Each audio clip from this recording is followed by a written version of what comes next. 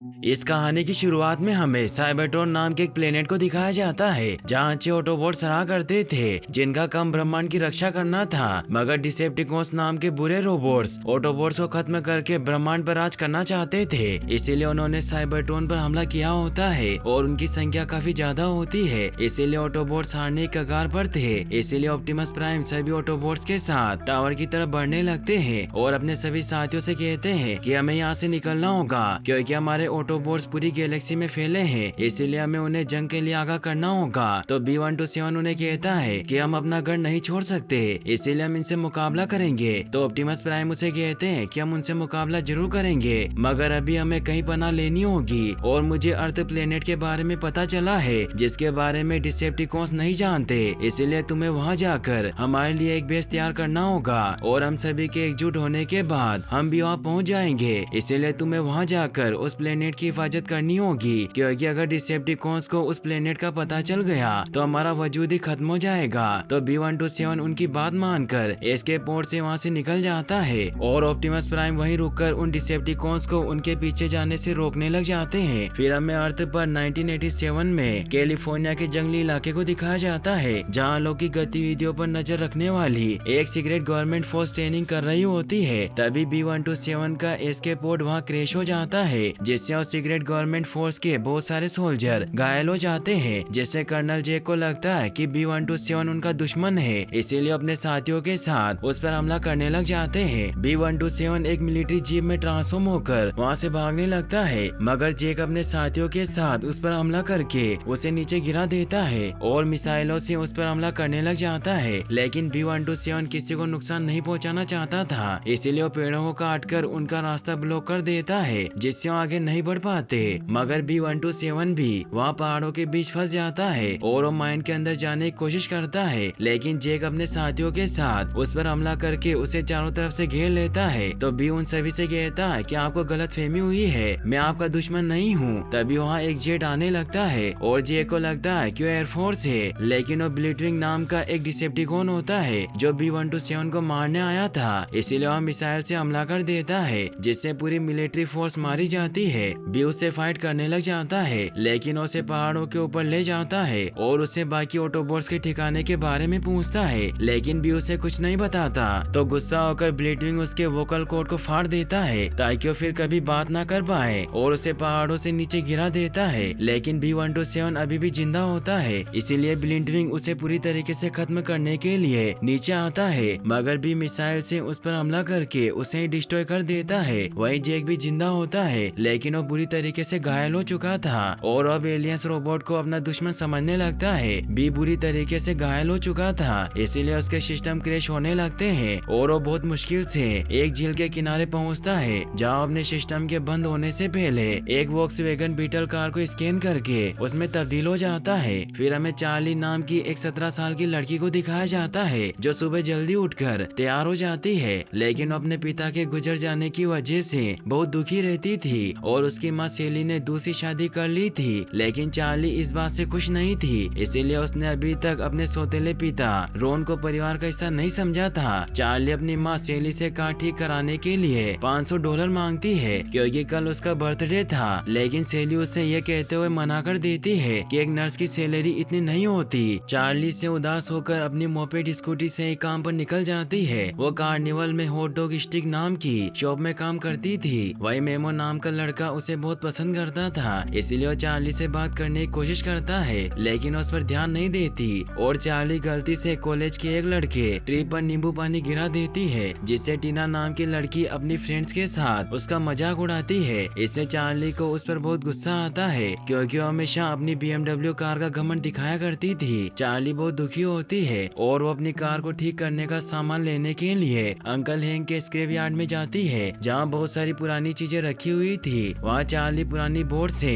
अपनी कार को ठीक करने का सामान निकालने लगती है, लेकिन गलती से वो बोट गिर जाती है जिससे उसे वहाँ पड़ी बीटल कार दिखाई देती है जो कि असल में B127 होता है जो सिस्टम के क्रैश होने की वजह से खराब हो गया था। चार्ली उस कार को स्टार्ट करने की कोशिश करती है जिससे बी का होमिंग सिग्नल एक्टिवेट हो जाता है और यह सिग्नल सैटर्न मून्स पर क्लिफ जंपर नाम के ऑटोबॉट्स के पास पहुंच जाता है जहां शेटर और ड्रॉपकिक नाम के डिसेप्टिकॉन क्लिफ जंपर से ऑप्टिमस प्राइम के बारे में पूछ रहे होते हैं क्योंकि वो साइबरट्रॉन की तबाही में बच निकला था। शेटर उसे कहती है कि तुम मुझे ऑप्टिमस प्राइम के बारे में बता दो क्योंकि मुझे पता है कि वो कहीं दूसरी जगह पर अपना बेस बना रहा है। लेकिन क्लिफ जंपर उसे कुछ नहीं बताता, इसीलिए उसे मारने लगते हैं, जिससे उसके सिस्टम फेल होने की वजह से उन्हें B127 का सिग्नल सुनाई दे जाता है। इससे शेटर को पता चल जाता है कि B127 अर्थ पर है, इसीलिए वो क्लिफ जंपर को मारकर अर्थ की तरफ बढ़ने लगते हैं।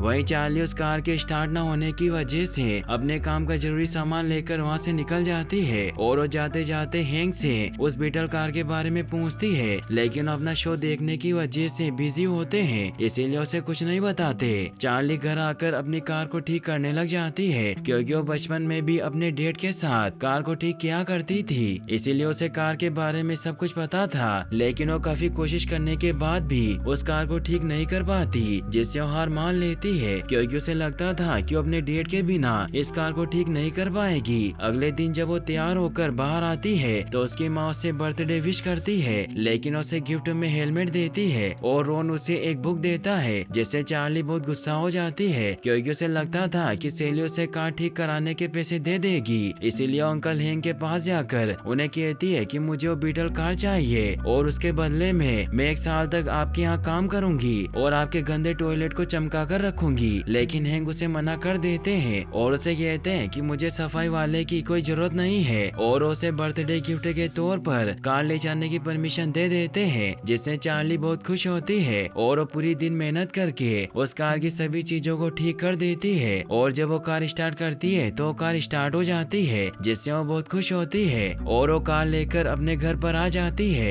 लेकिन घर आते ही उस कार का एक पार्ट्स नीचे गिर जाता है और जब चार्ली उसे ठीक करने के लिए उस कार के नीचे जाती है तो उसे B127 का चेहरा दिखाई देता है और वो एक्टिवेट होकर पूरी तरीके से ऑटोबॉट में बदल जाता है, जिससे चार्ली हैरान हो जाती है। वो दोनों एक दूसरे को देखकर डरने लग जाते हैं क्योंकि B127 की मेमोरी पूरी तरीके से खराब हो चुकी थी, इसीलिए वो चार्ली से डरकर वहाँ छिपने लगता है। चार्ली से काफी हैरान होती है, तभी वहाँ उसकी माँ भी आ जाती है, लेकिन भी वापस से कार में ट्रांसफॉर्म हो जाता है, जिससे उन्हें कुछ पता नहीं चलता और वो चार्ली से पूछती है कि तुम ये कार कहाँ से लेकर आई हो, तो चार्ली उन्हें बताती है कि ये कार मेरी है जिसे अंकल हैंक ने मुझे गिफ्ट किया है। तो सेमी उसे कहती है कि ये मॉडल सेफ नहीं है और तुम कुछ भी लाने से पहले मुझे बता दिया करो क्योंकि मैं तुम्हारी माँ हूँ। ये कहकर वहाँ से चली जाती है। उनके जाते ही भी वापस अपने ऑटोबॉट रूप में आ जाता है, लेकिन अभी भी चार्ली से डर रहा होता है, लेकिन चार्ली उसे विश्वास दिलाती है कि मैं तुम्हें कुछ नहीं करूंगी, जिससे वो चार्ली के पास आ जाता है और उन दोनों में दोस्ती हो जाती है। बी चार्ली की तरफ इशारा करके उसके बारे में पूछता है तो उसे बताती है कि मेरा नाम चार्ली है और आज मेरा बर्थडे है और आज ही मैं 18 की हुई हूँ। फिर वो बी से उसका नाम पूछती है, लेकिन उसे कुछ याद नहीं होता, तो चार्ली उसका नाम बम्बल भी रखती है क्योंकि उसका वोकल सिस्टम खराब होने की वजह से उसकी आवाज भंवरे जैसी आ रही थी। उन दोनों को बम्बल भी नाम काफी अच्छा लगता है, जिससे वो खुश होते हैं। वही हमें शेटर और ड्रॉपकिक को दिखाया जाता है जो धरती पर क्रैश हो जाते हैं, जहाँ ड्रॉपकिक एक आदमी को मार देता है और शेटर से कहता है कि इंसान बहुत कमजोर है। तो शेटर उसे कहती है कि हमें अपने मिशन पर ध्यान देना चाहिए और B127 के सिग्नल वेस्टर्न कोस्ट की तरफ से आ रहे हैं, तो दोनों कार में ट्रांसफॉर्म होकर उस तरफ निकल जाते हैं।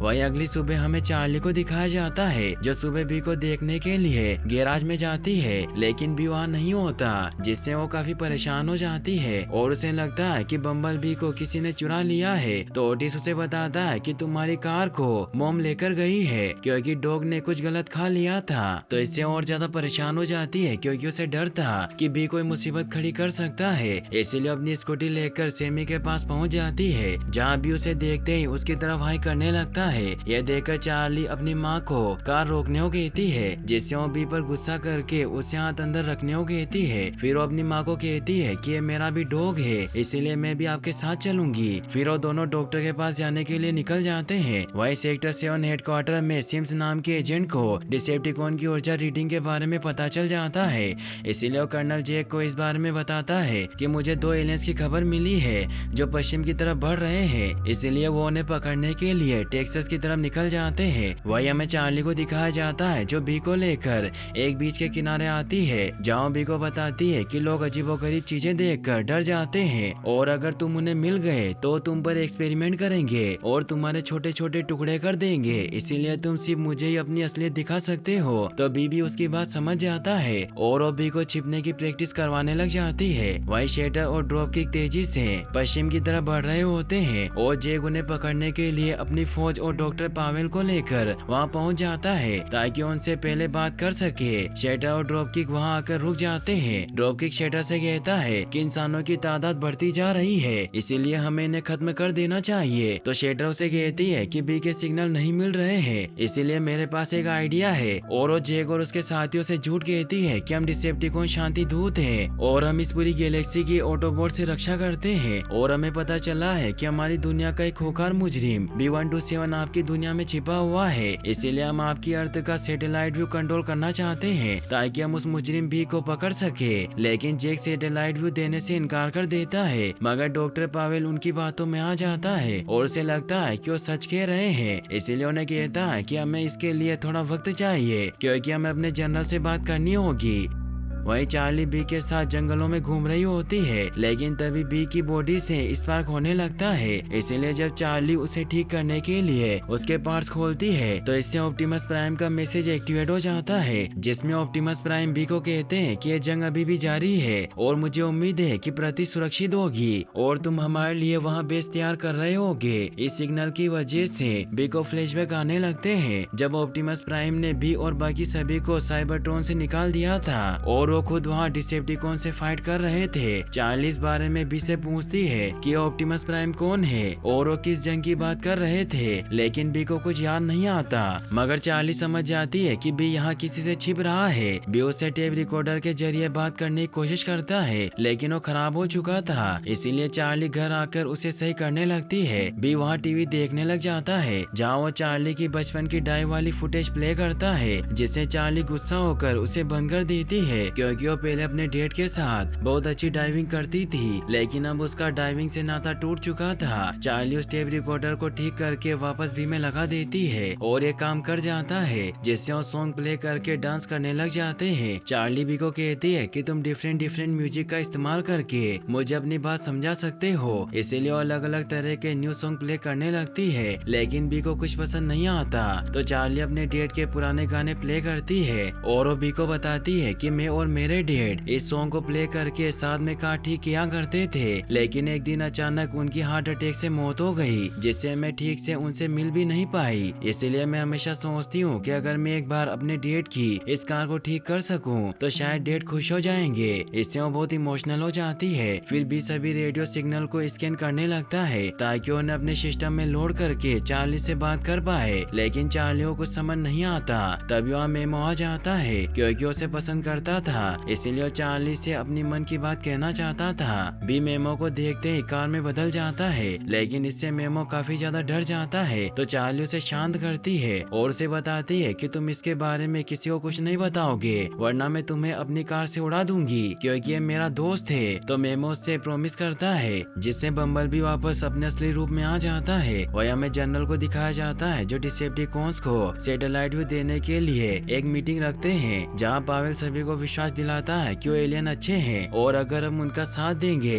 तो हमें अपनी बहुत सारी टेक्नोलॉजी सिखा देंगे। लेकिन जेक इसके खिलाफ होता है, इसीलिए वो सभी से कहता है कि उनका नाम ही डिसेप्टिकॉन्स है, इसीलिए धोखा उनकी फितरत में है और अगर हमने उन्हें सैटेलाइट व्यू दे दिया तो इससे हम पर बहुत बड़ा खतरा आ जाएगा और वो जगह जगह पर अपने अड्डे बना लेंगे। तो डॉक्टर पावेल जनरल को कहते हैं कि अगर हमने उन्हें अपनी टेक्नोलॉजी नहीं दी तो रशियन के पास चले जाएंगे, जिससे हम बेहतर फ्यूचर का मौका गवा देंगे। तो जनरल भी उसकी बात मान लेते हैं और उन एलियंस को सैटेलाइट और अपनी सभी टेक्नोलॉजी यूज करने की परमिशन दे देते हैं, जिससे शटल और ड्रॉप की खुश होते हैं और वो उनकी सभी टेक्नोलॉजी को जोड़कर बी को ढूंढने लग जाते हैं। मगर जेक जनरल के इस फैसले से खुश नहीं होता। तो जनरल उसे कहते हैं कि हम इन रोबोट्स के जरिए बी को ही नहीं बल्कि इनके सारे साथियों को ढूंढ लेंगे, जिसके बाद में तुम्हें इन सभी एलियंस को खत्म करने की परमिशन दे दूंगा, जिससे हम फिर इन पर एक्सपेरिमेंट करेंगे। तो इससे जेक भी खुश होता है।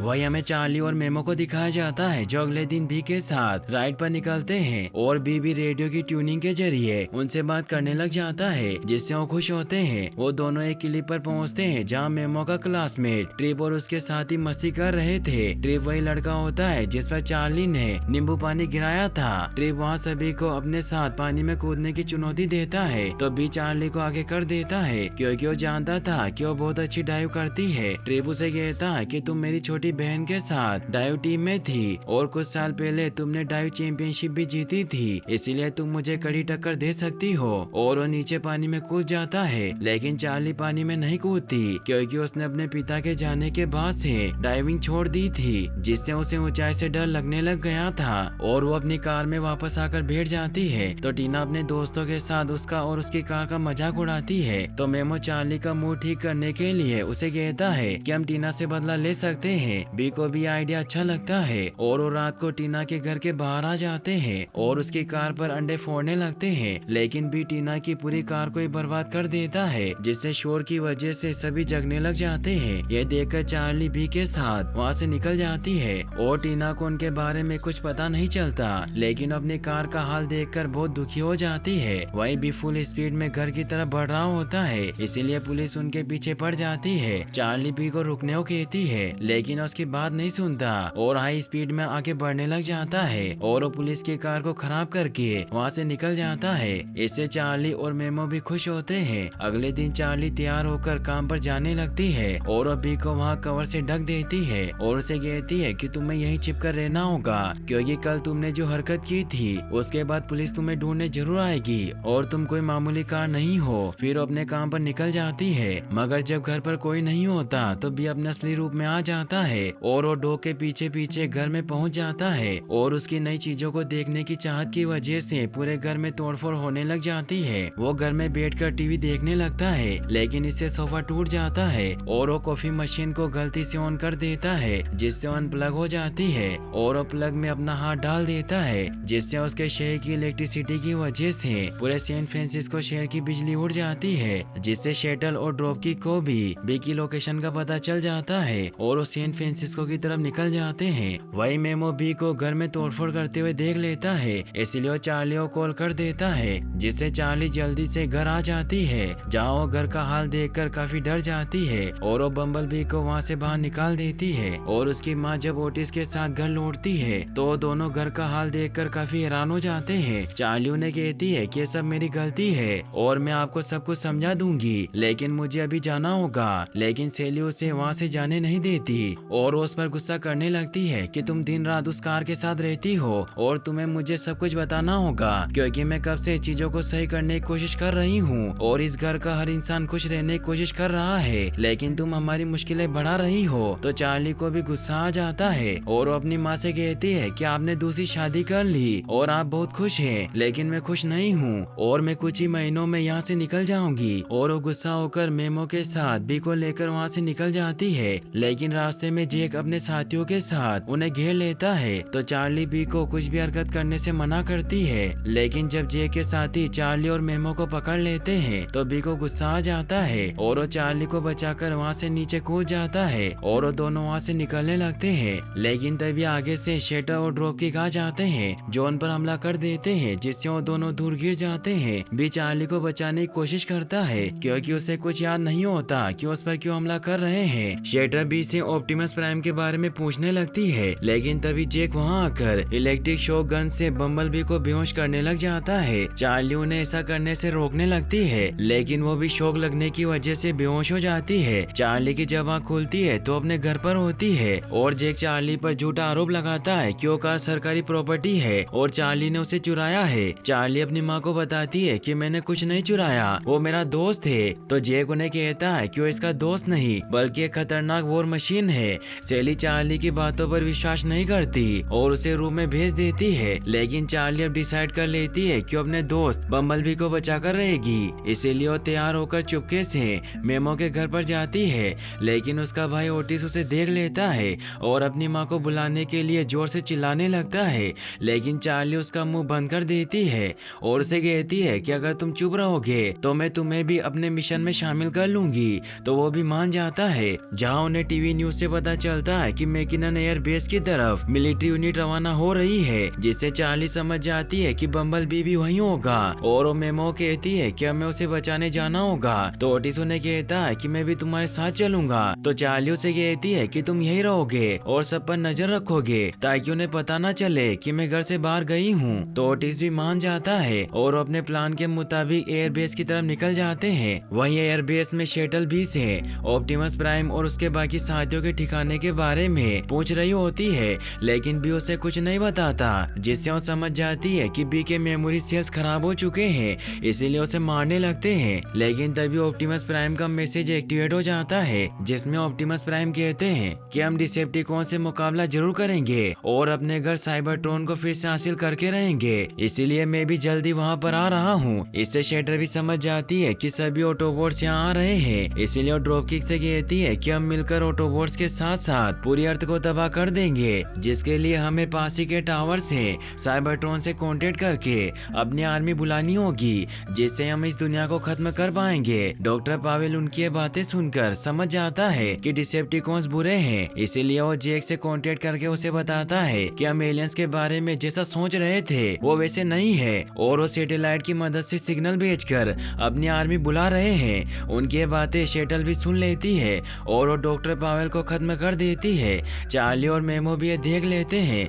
क्योंकि वो भी वहाँ पहुँच गए थे। वही घर पर सेली ओटिस से चार्ली के बारे में पूछती है, लेकिन वो अजीब बर्ताव कर रहा था, जिससे वो समझ जाते हैं कि कुछ गड़बड़ है। और जब सेली चार्ली के रूम में जाती है तो वहाँ नहीं होती, इसीलिए ओटिस से सब कुछ पूछ लेती है। वही ड्रॉपकिक बी पर हमला करके उसे पूरी तरीके से खत्म कर देता है। फिर वो दोनों टावर से सिग्नल भेजने के लिए वहाँ से निकल जाते हैं। चार्ली और मेमो बी के पास आ जाते हैं और चार्ली बी को इस हालत में देखकर बहुत दुखी हो जाती है क्योंकि उसका बेस्ट फ्रेंड था और वो उसे ठीक करने के लिए उसे इलेक्ट्रिक गन से शॉक देने लगती है, जिससे बी की जान बच जाती है और चार्ली उसे जिंदा देखकर बहुत खुश होती है और इलेक्ट्रिक शॉक की वजह से बी की याददाश्त भी वापस आने लगती है, जिससे उसके सिस्टम ठीक से काम नहीं करते और वहाँ से नहीं निकल पाते। तभी जेक भी वहाँ पहुँच जाता है और वहाँ बॉम्ब लगाकर उस पूरी जगह को उड़ा देता है ताकि वो बी को खत्म कर सके। फिर जेक चार्ली और मेमो को पकड़ लेता है, जिससे बी भी उसे बचाने की कोशिश करने लगता है, लेकिन सोल्जर उस पर हमला करके उसे खत्म करने लगते हैं। लेकिन जब जेक चार्ली को नीचे गिरा देता है तो इससे बी को बहुत गुस्सा आता है और अब याददाश्त वापस आने की वजह से उसका किल मोड एक्टिवेट हो जाता है, इसीलिए वो चार्ली को बचाने के लिए सभी पर हमला करने लग जाता है और सभी टैंक को खत्म कर देता है, जिससे सभी सोल्जर वहाँ से भाग जाते हैं। वही चार्ली उसका ये रूप देखकर काफी डर जाती है और वो बी को शांत करती है। तभी मेमो भी वहाँ आ जाता है और चार्ली बी को कहती है कि हमें यहाँ से निकलकर किसी सुरक्षित जगह पर जाना होगा,